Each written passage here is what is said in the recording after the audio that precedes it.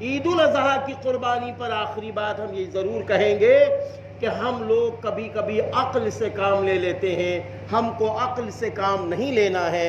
آپ دیکھیے اللہ تعالیٰ نے حضرت ابراہیم السلام کو بڑھاپے میں بیٹا دیا اور پھر کہا لے کے چلو، اور چٹیل میدان میں چھوڑ دیا، وہاں زمزم دلا دیا، اور صفا مروہ کی سعی پوری دنیا جب تک قائم رہے گی، حجاج کرام عمرہ کرنے والے صفا مروہ کی سعی کرتے رہیں گے۔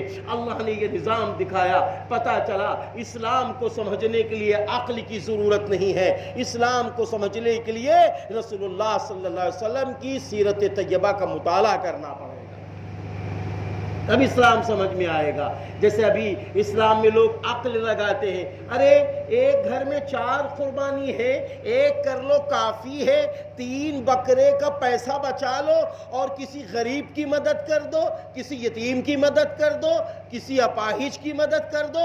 یاد رکھنا آپ کسی کی بھی مدد کریں آپ کو ثواب ملے گا، لیکن اللہ نے جو قربانی واجب کی ہے یہ واجب رہے گی۔ اگر یہ شخص قربانی ادا نہ کرے تو یہ گناہگار رہے گا۔ یہ اللہ کا نظام ہے، عقلی گھوڑے نہیں دوڑانا چاہیے، یہ اللہ کا نظام ہے۔ اس لیے ہمیں آپ کو اللہ کا نظام سمجھنا ہوگا، اللہ کے معاملات کو سمجھنا ہوگا۔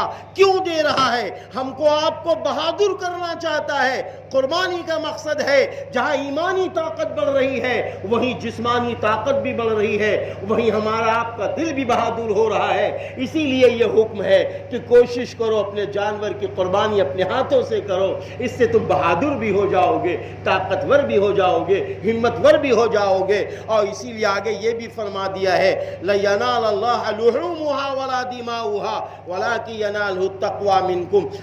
ہرگز تمہارا یہ خون و گوشت اللہ کو نہیں پہنچتا، بلکہ تمہارے دلوں کا تقوی اللہ کو پہنچتا ہے۔ پتہ یہ چلا قربانی کا مقصد ہے ہمارا تقوی بڑھ جائے، ہمارا اخلاص بڑھ جائے، اللہ کے نام پر جب ضرورت ہو، اذان ہو تو مسجد آباد کرنے والے بن جائیں۔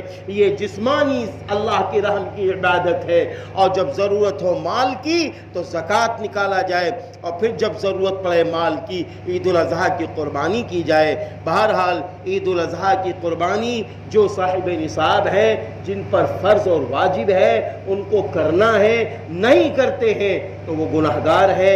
بقیہ چاہے جتنا ادھر ادھر پیسہ صدقہ کر دیں ثواب مل جائے گا، لیکن عید الاضحیٰ کی قربانی جو واجب ہے وہ واجب ہی رہے گی۔ انشاءاللہ اگلے ہفتے